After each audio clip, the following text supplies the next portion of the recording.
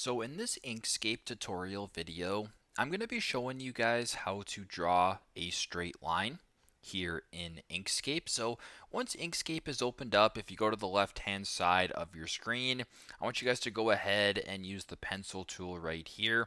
You can also use, just use the pencil tool or the pen tool. It's probably easiest that way. So if I wanted to, for example, use the pen tool right here. If you guys were to go ahead and just drag the line like that, so you can go ahead and make the line as straight as you want. You can also curve it as well if you want.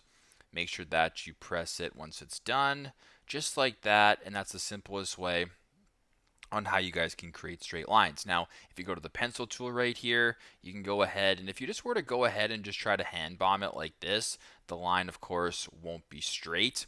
But if you were to go ahead and do the same thing, click, drag, and then click again, the line is now extremely straight, just like that. So very simple, very straightforward. That's how you guys can draw a straight line here on Inkscape.